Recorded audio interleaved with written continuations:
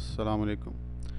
आज हासिल घाट को आगे शुरू करते हैं। उसका पार्ट नंबर 6 रिकॉर्ड करेंगे। हासिल घाट नावल बानो कुदसिया का लिखा हुआ। आगे शुरू करते हैं इसे।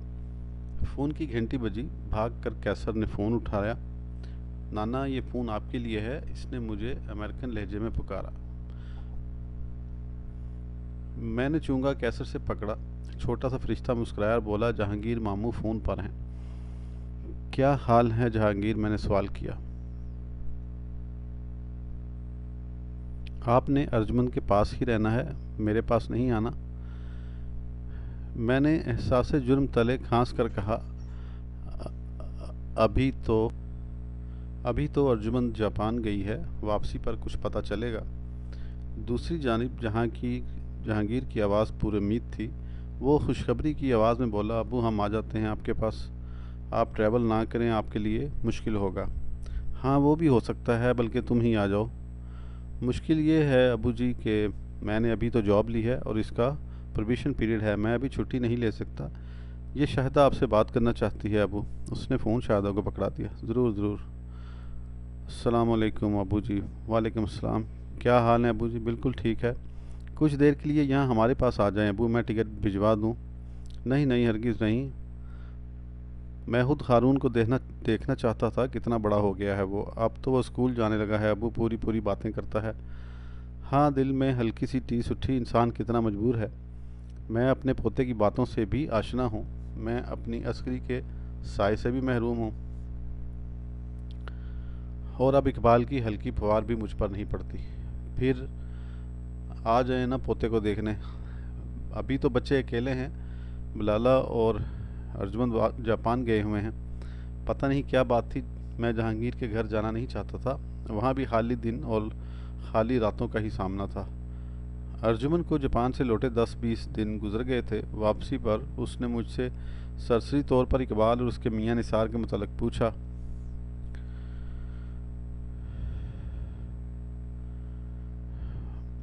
वह रुत रुत करके चुप हो गई। मैं कार्डलेस लेकर बैल्कनी में बैठा था। जहांगीर का फ़ोन फिर आ गया। शायद वो किसी किस्म के एहसास जुर्म में मुबतला था। अभी फिर क्या प्रोग्राम है आपका? यार, मैं कुछ सफ़र से घबराता हूँ। मैं कार में आपको लेने आ जाता, लेकिन नहीं मिली अबू। नहीं नहीं, तुम कहाँ मुझे वॉकी से लेने आओगे? यहाँ फासले बेमायने हैं अबू। अमेरिकन हवाई जहाज़ के मुकाबले में कार को पसंद करता है आज़ाद जो हुआ। पता नहीं शाहिदा ने उससे फ़ोन ले लिया या नहीं। फिर जहांगीर ने उसे चोंगा पकड़ा दिया। अबू अस्सलाम वालेकुम, बहू जी बोली। वालेकुम सलाम। फ़ोन पर मुझे शाहिदा की आवाज़ दोस्ताना लगी। आ जाए ना अबू, जहांगीर कभी कभी बहुत उदास हो जाते हैं। लाहौर उन्हें भूलता नहीं। कार का सफ़र लंबा है, टिकट भिजवा दूँ?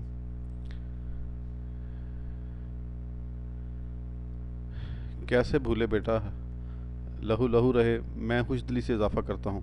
वापस लौटने से एक बार पहले तो हमारे पास आ जाएं। मैं पिछली सारी सर्द मोहरियाँ बुला कर जवाब देता हूँ। यार, मैं सफ़र से बहुत घबराता हूँ। इतने लंबे लंबे तो एयरपोर्ट बना रखे हैं तुम्हारे अमेरिकनों ने। चल चल कर आदमी हफ जाता है। नहीं अबू, ज़रूर आए। हमारे घर से कोई 3 मिनट के फासले पर एक मिसिस निसार रहती हैं अबू। वो आपकी बहुत बातें करती हैं। मेरी बड़ी नंद जमीला की सहेली हैं। कल बता रही थी कि आप बहुत बड़े अच्छे शायर हैं, कि सीधी सीधी पढ़ते थे। मेरी शायरी को जानने वाली और इसके अलावा और कौन थी? यकदम मेरा प्रोग्राम बन गया। मैं अपने पोते को देखने जा रहा था। अच्छा ये बताओ, एयरपोर्ट घर से कितनी दूर है? 10 मिनट लगते हैं कुल। बस इस वीकेंड पर तुम्हारे पास हूँगा। मैं उसे ये ना बता सका कि वो इकबाल को भी इतला कर दे और हारून को भी। शाम से पहले मेरी जेब में मिलवाकी का टिकट था। बिलाल ने अपना ब्रीफकेस गाड़ी में रखा और मुझे देख कर कहा, अबू जी इस वीकेंड पर हम सब पाकिस्तान एम्बेसी जा रहे हैं। अंकल निसार आपसे मिलने के आरजूमंद हैं। मुझे अब वाशिंगटन जाने में कोई दिलचस्पी ना थी।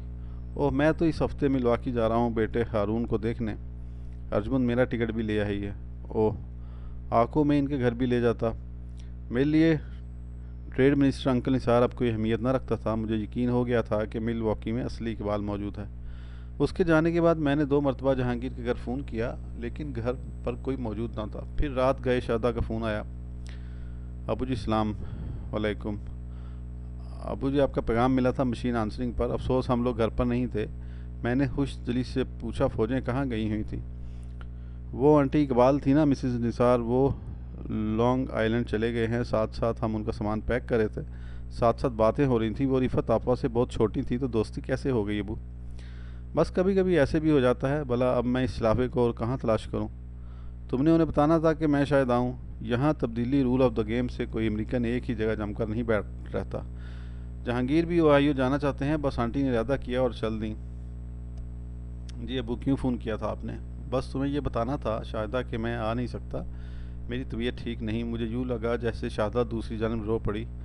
आप हारून से मिलने भी नहीं आ सकते अबू? परदेश में यूँ भी होता है, ससुर भी अच्छा लगने लगता है। बहू ससुर का भी इंतज़ार कर सकती है। अस्करी की गुमशुदगी से जो खला पैदा हुआ, उससे घबरा कर मैं बाहर की तरफ दौड़ता। हम दोनों एक अरसे तक एक दूसरे के साथ रहते हुए भी अलग अलग रहे थे, लेकिन अस्करी के बाद अब घर की से मुझे फासले की रफाकत की कोई शुआ नहीं मिलती थी। एक दिन मुझे पनवाड़ी की दुकान पर आरफीन मिल गया। हम दोनों स्कूल में इकट्ठे रहे थे। ना हम पहले कभी का दांत काटी रोटी खाते थे, ना ही हमारे दरमियान कोई ख़ास रब्ता बन सका।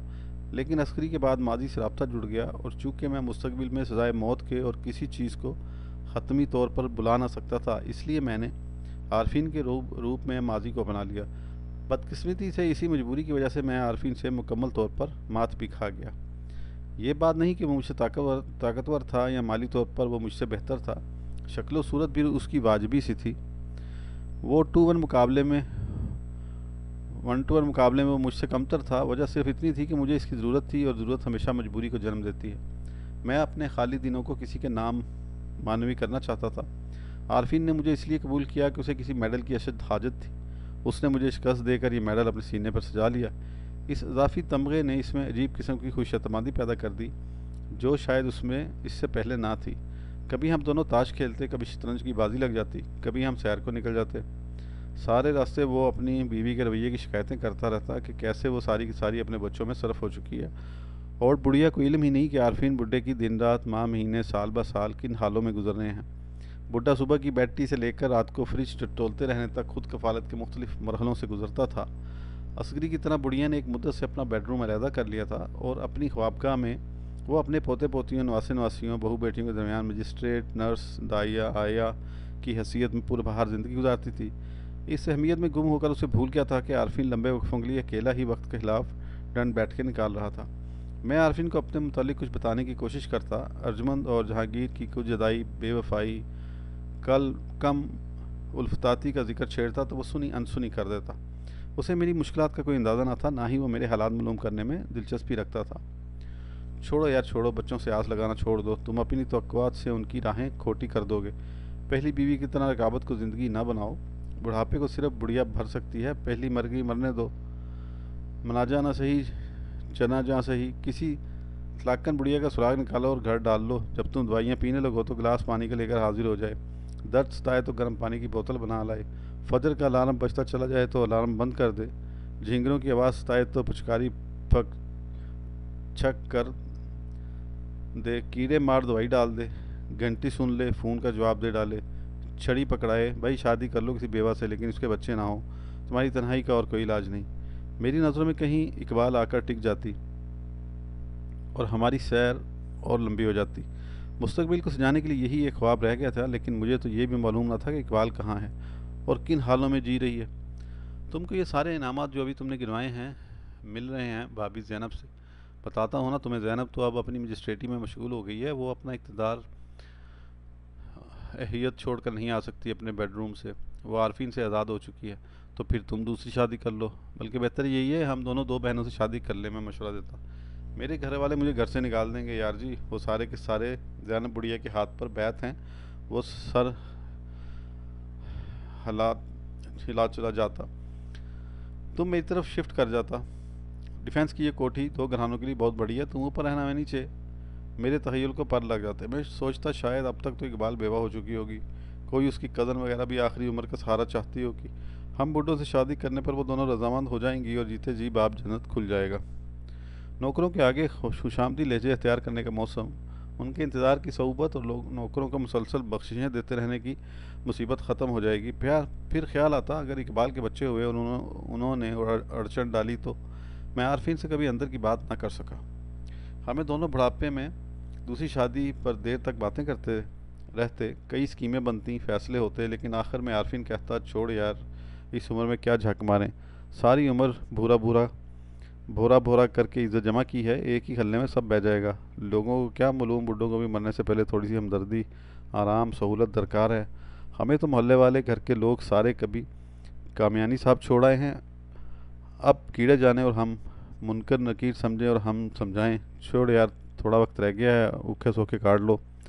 आरफीन के साथ भी मेरा रिश्ता अजीब सा था, मुझे उसका हर वक्त इंतज़ार करना पड़ता। कभी कभी तो रात देखने का वक्फा इतना लंबा हो जाता कि मुझे लगता ज़िंदगी का वक्त थोड़ा नहीं बल्कि बहुत ज़्यादा लंबा हो गया।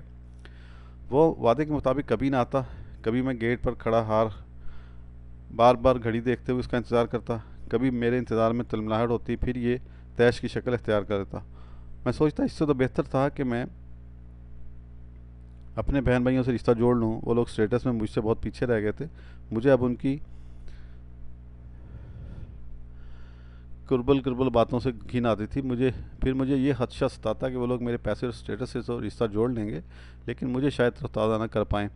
दाइमल मरीज़ शाहिद भाई अब्बा अम्मा के बाद टेम्पल रोड वाले घर पर ही रह गए थे। अभी तक हॉल रोड की छोटी सी दुकान के मालिक थे, लेकिन उनका तर्ज ज़िंदगी ऐसा था जिसमें दीमक जैसी छोटी बड़ी मुसीबतें जन्म लेती रहती हैं। बच्चों की तालीम के मसले, घरवाली के खर्चे के मसाइल, यूटिलिटी बिल्स की अदायगी का रंडी रोना। वो घर इस कदर माशी बदहाली का शिकार था कि मुझे वहाँ जाकर एहसास जुर्म होने लगता।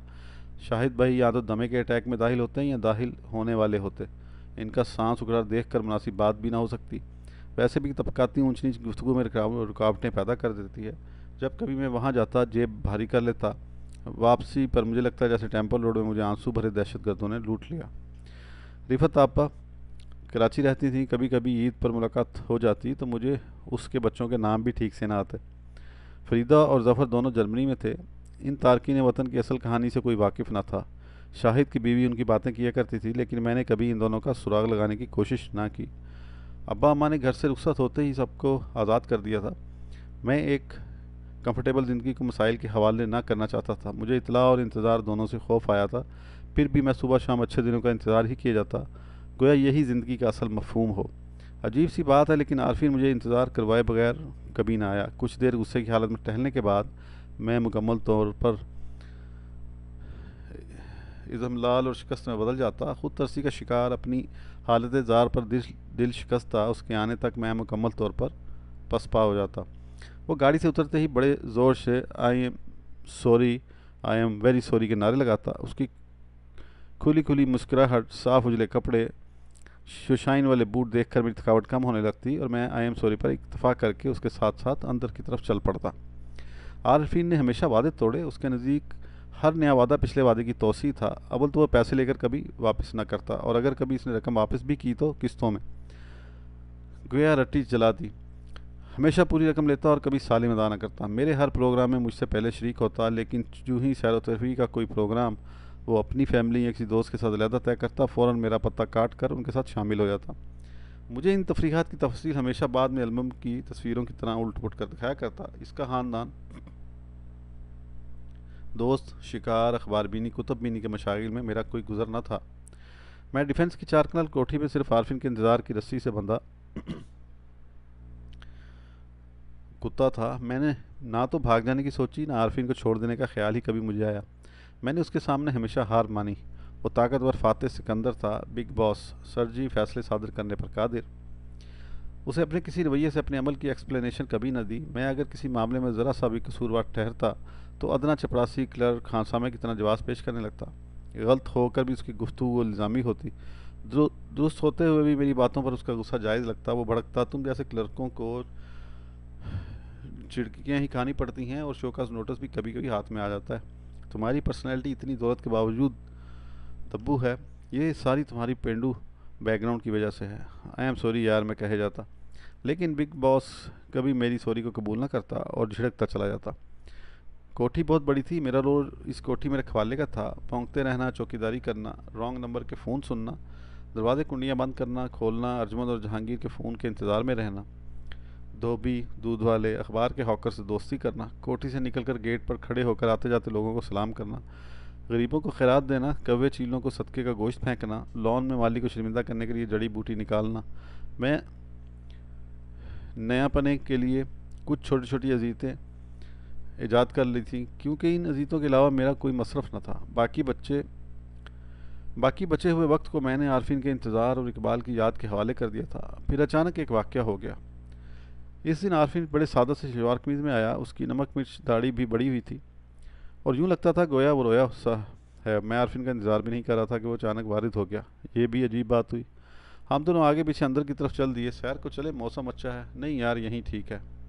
हम दोनों शतरंज वाली मेज़ के गिर्द बैठ गए। मैंने मेज़ के साथ लगी हुई घंटी बजाई। मुअद्दब चालाक गुलाम नबी आ गया।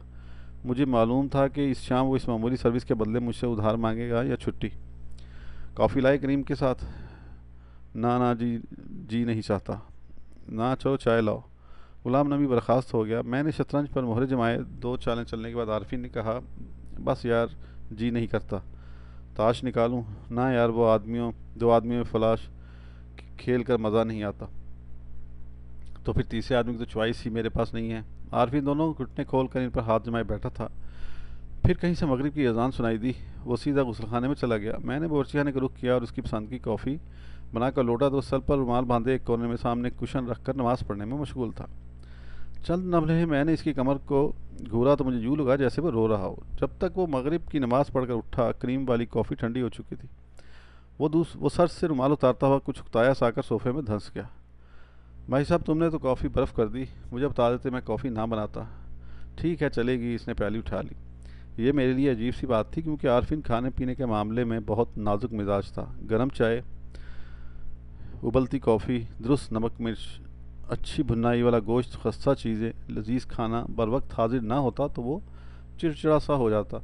अचानक खाते खाते वो कहता, यार इस गुलाम नबी को निकाल दो, ये हल्दी कच्ची रखता है। मेरे लिए ये इल्म बिल्कुल नया था कि हल्दी भी कच्ची रह सकती है। उसे बकरे के तमाम अज़ा का ऐसे इल्म था जैसे मेडिकल के तालिब इल्म को ग्रे की किताब से इल्मुल अबदान हासिल हुआ करता है। वो बताया करता था कि पुट का गोश्त किस सब्ज़ी में पड़ेगा, गर्दन का शोरबा और दस्ती का हलीम कैसे तैयार होता है। रान के रोस्ट की तरकीब किसी नाई ने उसे सिखाई थी। पसंदे कटवाने से पहले क्या एहतियाती तदाबीर कसाई को बताना ज़रूरी है। चाम को कैसा मसाला लगाया जाए, इसे शाही बावर्ची होना चाहिए था। लेकिन मुश्किल ये थी कि यह सारा इल्म किताबी था। चस्के की हद तक वो सारी इन्फॉर्मेशन दे सकता था, वरना ना तो उसने कभी बावर्ची खाने की शक्ल देखी थी, ना कभी किसी ने उसे बावर्ची खाने में घुसने दिया था। वहाँ पर बुढ़िया जैनब का टिकट सिक्का चलता था। ठंडी कॉफ़ी के घूंट वो लंबे लंबे वक्फों के बाद पी रहा था। यार, अभी माइक्रो ओवन में गर्म कर लाता हूँ। बस ठीक है। कॉफ़ी के बाद वो कुछ देर खाली उजहन होंक सा बैठा रहा। यार चलो सैर के लिए चलें, वापसी पर आइसक्रीम खाएंगे। उसके चेहरे पर ऐसी नागवारी आई जैसे मैंने कोई गाली दे दी हो। नहीं, क्या बात है, बस मूड नहीं है। ये क्या बेहुदा तरकार है, चलो उठें। वो गुस्से से उठा और बाहर चला गया। चंद लम्हे बाद उसकी कार स्टार्ट हो गई। पता नहीं क्यों मैंने भी बाहर जाने की जहमत न की। मैं उसके काफ़ी लाड सह चुका था और अंदर ही अंदर मैंने कुछ शिकायतें पाल रखी थी। चंद दिन अपने अपने अंतर्भाव में गुजर गए। फिर एक रात के उसका फ़ोन आया। वो, मैं कल आऊँगा, तुमसे कुछ बात करना है। कब आओगे? मैंने रस्सान से पूछा। मगरिब के बाद। वक्त बताने का ये तरीका मुझे उसके मुँह से अजीब लगा। फिर भी मैं हमेशा की तरह इंतज़ार की चरखी से बंध गया। वो मगरिब की अजान से ठीक आध घंटा बाद हाजिर हो गया। उसने कानूनी का चेहरा आज पहले से भी ज़्यादा मदकूक नजर आ रहा था। दुबला पतला स्टीक सिलाई आरफीन मुझे असली उम्र से ज़्यादा लगा। उसके होंठ दोनों जानिब लटक रहे थे, आंखें निम थीं, माथे की लकीरें बहुत नुमाया नजर आ रही थीं और पहली बार मुझे लगा कि किसी चौंकील जानवर की तरह उसके कान कलों से बाहर निकल आए थे। मैंने आरफीन का हाथ पकड़ लिया। उसका हाथ बर्फ़ की तरह ठंडा और तरबतर था। ये पसीना नहीं था, मौत से पहले की ठंडी तरेली थी। हम दोनों जब अंदर पहुंचे तो मैंने महसूस किया कि उसका हाथ कुछ कांप रहा था। बैठो, क्या हुआ? आरफीन के होंठ कपकपाने लगे। कुछ नहीं, ताश निकालो। मैंने इस संपूर्ण उदासी से कुछ पूछना मुनासिब ना समझा और ताश फेंटने लगा। इसकी निगाहें ताश के पत्तों पर नहीं थीं। वो खिड़की से बाहर लॉन में कुछ देख रहा था। चाल चलो। इसने अपना पत्ता छांट कर फेंक दिया और ढेरी में से नया पत्ता निकाला। वो 2-3 हाथ में ही इसकी रमी बन गई और उसने शो करा दिया। लेकिन इस जीत ने उसे रत्ती भर खुशी न दी। इसका चेहरा किसी परहेजगार बूढ़ी औरत की तरह झुर्रियों भरा था। वो बेयारो मददगार अंदाज में बदला हुआ नजर आ रहा था। हमने 2-4 बाजियां खेली और हर बार वही जीता। अगर वो पहले वाला आरफीन होता तो किसी पाखंडी की तरह कभी उछलता, कभी तालियां बजाता, कभी मुझे छिपियाँ देता, लेकिन अब वो ख़यानत करने वाले बदनीयती की तरह मुझसे आंखें चुरा रहा था। मैंने ताश जमा करके एक तरफ रख दी और माजरत से बोला, आरफीन, मुझे तुम्हारी पगड़ी बदल दोस्त ना सही आरफीन, मैं तुम्हारा पगड़ी बदल दोस्त ना सही, लेकिन मैं तुम्हारा खैर खा ज़रूर हूँ। मुझे बताओ हुआ क्या है। तुम कुछ नहीं कर सकते, बताने का फ़ायदा। चलो, और कुछ ना कर सका तो तुम्हारे दिल का बोझ तो हल्का हो जाएगा। ये ऐसा क्लैश है जिसकी कोई इलाज नहीं। चलो तुम बयान तो करो भाई। आंखें मूंद कर उसने सर कुर्सी से टिका लिया। हर अहद की अपनी आजमाइश, अपने दुख। बचपन में खेलने को ना मिले तो दुख, जवानी में महबूबा का रोग लगा रहे हर घड़ी, फिर शादी रचा ले बड़ी उम्मीद के साथ और बीवी घास न डाले, ग्रस्त की कड़की में मरा हुआ चूहा बनकर गुजारे सारी अधेर उम्र। लेकिन ये दुख कुछ भी नहीं है। बुढ़ापे का दुख तो ऐसे है मियाँ, गोया बेलने में सारा वजूद आ गया है।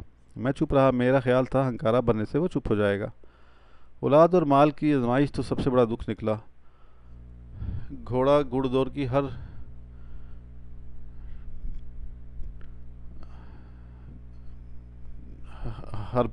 रुकावट टाप सकता है, लेकिन औलाद की आजमाइश को नहीं टाप सकता हमायूं। उसके बाद उसने मुझे आहिस्ता आहिस्ता अपने बेटे खलील के मुतालिक बताना शुरू किया। वो इस्लामाबाद में फेडरल हुकूमत का बहुत ही सीनियर अफसर था और उस पर लाखों के गबन का केस था।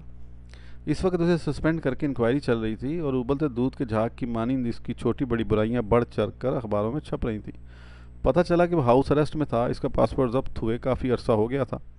आरफिन की बातों से एहसास हुआ कि खलील खान ने जो फाख्ताएँ उड़ाई थीं उसे महंगी पड़ी। अब नौकरी भी जाती नजर आती थी। ऊपर से जिस इज़्ज़त को हासिल करने के लिए इतने दावपेच खेले थे वो खाक में मिल गई। आरफिन तो इस कदर खौफजदा नजर आता था कि उसे देख लगा कि खलील खां को अगर जेल हो गई या मुकदमा चला या जायदाद जब्त हुई तो वो खबर सुनते ही आरफिन फौत हो जाएगा। कहता हूँ, जब जब इस्लामाबाद गया समझाया अपनी बहू सोबिया को कि इतने ठाट ठीक नहीं। 21वीं ग्रेड के अफसर की इतनी तनहा नहीं होती कि वो 2 कारें 4 मुलाजिम इतनी सोशल लाइफ रखे। यह जगीरदारों कारखानों वालों के चौंचले हैं। तो पता है, सोबिया की कहती थी, अब्बा जी आप फिक्र ना करें, हम अफोर्ड कर सकते हैं। फिर जिस सर्कल में हम मूव करते हैं उनका यही मेरी ज़िंदगी है।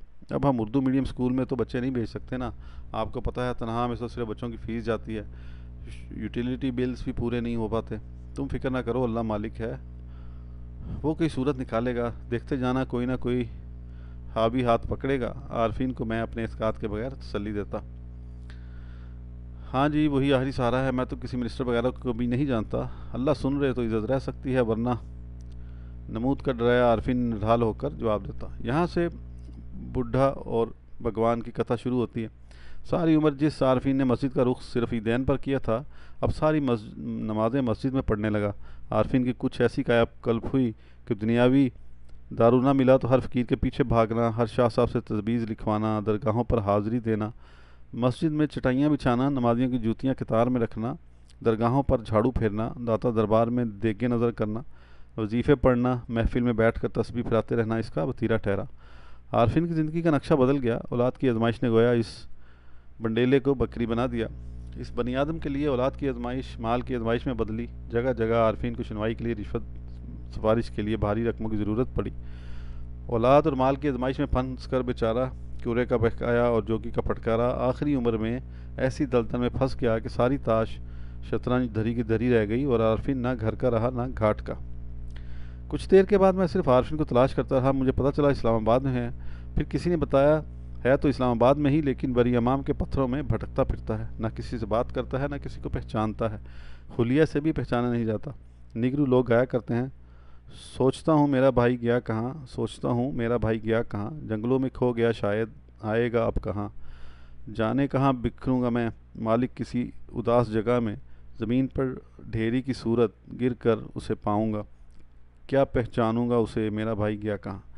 मैं लकड़ी की कुटिया, जिसे अमेरिकन गज़ेबू कहते हैं, मैं बैठा नीचे उतराई के जंगल की तरफ देख रहा था। इस जंगल का सब्ज़ा बहुत खुश रंग है। दरख्तों के तने स्याह और शाखें ताज़ा सेबों के रंग जैसी। इन पर मोटी मोटी गुलहरियाँ बड़ी आज़ादी से चढ़ती उतरती नज़र आती। कभी कभी कोई परिंदा अचानक दरख्त से निकलता और बुलंदियों की तरफ उड़ान भरता। हर तरफ शांति थी। चूँकि इस देश में बिला वजह हॉर्न बजाना गाली देने के मुतरादिफ है, इसलिए गाड़ियों के चलने की आवाज़ तो आई, लेकिन ब्रेकें लगने या हॉर्न बजाने का शोर ज़्यादा नहीं था।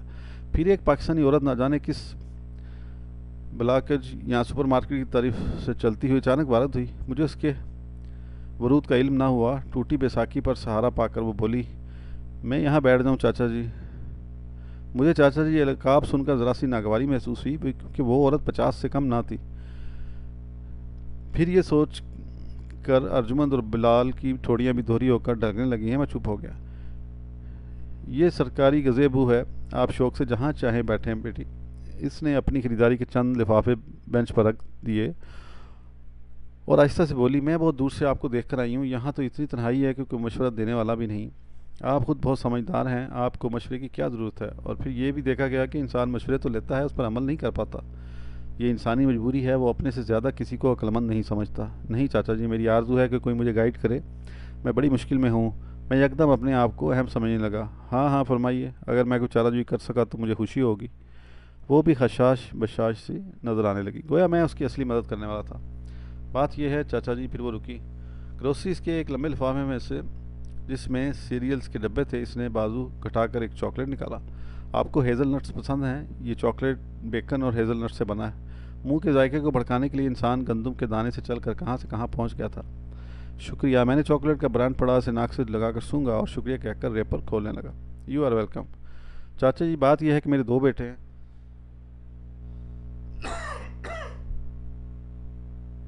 और वो दोनों अमेरिका में हैं। बड़ा सिकंदर यहाँ एक मामूली से स्टोर में काम करता है और छोटा अख्तर पढ़ रहा है इंजीनियर स्कूल में। अमेरिका में कॉलेज की तालीम को अमूमन स्कूल जाना कहते हैं। बड़ी खुशी की बात है।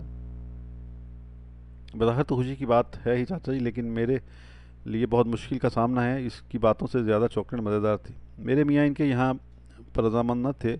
हम लोग पीछे से बड़े सौखे हैं चाचा जी। 2 प्लाजा तो गुलबर्ग में हैं, अंदरून शहर भी प्रॉपर्टी है। शेख जी कहते थे, तुमको बाहर जाकर क्या मिलेगा? धक्के, मेहनत मजदूरी, पांडे कपड़े धोना, आराम से रहो जैसे सारा खानदान के लोग रहते हैं। फिर इन लोगों के दोस्त यहाँ आ गए। सिकंदर तो ढंग का काम भी नहीं मिला, लेकिन वो वापस नहीं जाता। उसका अभी तक ग्रीन कार्ड नहीं बन सका और वो कभी एक वकील पकड़ता है, कभी दूसरा। आजकल वो एक पेपर मैरिज के चक्कर में है। खुद ही थक जाएगा इस मुशक्क़त से तो लौट जाएगा वतन। वो भी यही कहता है, लेकिन शेख साहब की झोंक मुझसे संभाली नहीं जाती। वो मुझे बदोबदी भेज देते हैं यहाँ बेटों को मनाने। जब मैं अकेली वापस जाती हूँ तो घर में चौम की लड़ाई शुरू हो जाती है। वो सारा इल्ज़ाम ही मुझ पर धरते हैं।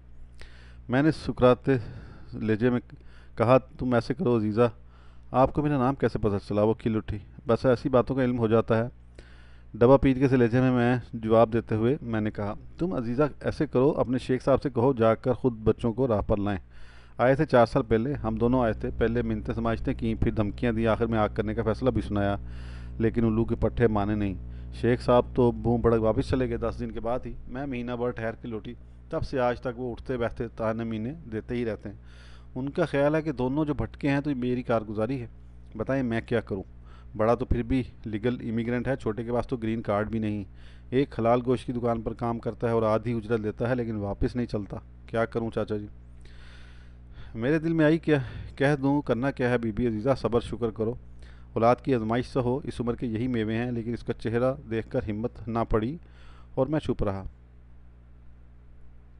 वहाँ लाहौर में रहती हूँ तो इन दोनों की याद दिल में टसकती रहती है। यहाँ हूँ तो शेख जी का खौफ जीने नहीं देता। शेख जी वापसी पर कहते हैं, अगर बच्चों ने तुम्हें छोड़ने का फैसला कर लिया है तो तुम भी उन्हें छोड़ दो। वो चाहते हैं कि हमें उनके सहारे कि हमें उनके सहारे जीऊँ, सिर्फ उनका सोचूं और वही मेरी सारी दुनिया हो। उनकी डिमांड भी ठीक है, वो भी दुरुस्त कहते हैं, लेकिन मैं बेटों का ताल्लुक़ कैसे तोड़ूं चाचा जी? इन दोनों को दिल से कैसे निकालूं? कोई तरकीब बताएं चाचा जी। मशवरा देने वाले के लिए सबसे बड़ा मरहला यही होता है जब वो जवाब नहीं जानता। दरअसल अजीज़ा, तुम्हारा कसूर नहीं, ये ताल्लुक़ चीज़ ही ऐसी है, इंसान को भगल कर देता है। सूफिया तो कहते हैं कि रास्ते का सबसे बड़ा हिजाब ही ताल्लुक़ है। ना ताल्लुक़ से दिल खाली होता है, ना असली इकरार दिल में आता है। मामूली से मेहमान के लिए कमरा खाली करना पड़ता है, फिर ऊपर वाले के लिए तो छोटा सा पुत भी अंदर रह जाए तो उसकी सवारी नहीं उतरती। वो कुछ न समझी। चलो ना जाएं पाकिस्तान, उनकी मर्ज़ी, उनको आज़ादी मन मर्ज़ी की आदत पड़ गई है। ये कहाँ चलते हैं मेरे साथ? ना सही, चलें, अल्लाह करे मैं ही उनके पीछे ना क्लिपते फिरूं। बताएं चाचा जी, तल्लुक़ को तोड़ने का कोई नुस्खा जल्दी बताएं, वरना मैं तो यहाँ खुश ना लाहौर में। अभी अजीज़ा के आंसू झरने की तरह बहने लगे। मैंने उसे बताना चाहा कि हम जैसे गोश्त पोश्त के बने मामूली लोगों के तल्लुक़ टूटा नहीं करते। कोई साथ रहे या ख्वाब बनकर ख्यालों में बस जाए, तल्लुक़ जानलेवा होता है। मैं उसे बताना चाहता था कि वो तो फिर माँ है और बेटों को गंवाए बैठी है, मैं तो ऐसे ही एक बदली भरा इकबाल पर निगाहें जमा कर उम्र गुजार दी, जबकि यहाँ वहाँ कभी भी कुछ न था। जमशेद और कैसर दूर से भागते हुए मेरी जानिब आए। नाना नाना, हम वाशिंगटन डीसी जा रहे हैं, जल्दी आ जाओ, चाचा निसार हमारा इंतज़ार कर रहे हैं। हौसला करो जीजा, हिम्मत पकड़ो, सिवाय दुआ कि मैं तुम्हें और कोई नुस्खा नहीं दे सकता। इस उम्र में औलाद और माल की आजमाइश आया ही करती है, और जिन मसाइल का हल ना हो, सिवाय दुआ के और क्या तजवीज़ करूँ उनके लिए। नाना नाना ने कौर आन कर दी। दूर से कैसर चलाया, वो सबको डांट रहे हैं, जल्दी करें। हम वाशिंगटन डीसी की तरफ जा रहे थे, रास्ते में यूएस राउट आया, कई एग्ज़िट आए, मेजर आए, कई जगह हमने खौफ का रास्ता अख्तियार किया। बाहर नज़रें दौड़ाता मैं सोच रहा था कि अमेरिका को यूरोप वालों ने ताने दिए थे कि अमेरिकी भी कोई लोग हैं जिनका ना कोई कल्चर, ना कोई ज़ुबान, ना उनकी हिस्ट्री, ना उनके सारे कदीमा। इस खुदरू घास जैसी जंगली तहजीब के मालकों ने स्काफ्तरी बर्तरी वालों का तकब्बुर रेज़ा रेज़ा कर दिया। पता नहीं क्या बात है, जब हम किसी में कीड़े निकालने के मुसलसल अमल में होते हैं तो कहीं हवा में से उन कीड़ों का पोलन हमारी अपनी ज़ात पर भी झड़ने लगता है। आज अमेरिका की जदीदियत ही सारे पुराने कल्चरों को खा गई। अमेरिका की हिस्ट्री इनकी सड़कें और बाज़ार हैं, उनकी अमेरिकन ज़ुबान सारी ज़ुबानों को उखाड़े में पछाड़ चुकी है। हत्ता कि जो अंग्रेज़ों की दस्तार थी, वो भी उसे उतार कर अमेरिकियों के कदमों में रख चुके हैं। आसमान पर एक छोटी सी इकबाल मंद बदली हमारे साथ साथ चल रही है। ये बदली कभी इकबाल का दुपट्टा बन जाती, कभी उसके सैंडलों का रूप धार लेती।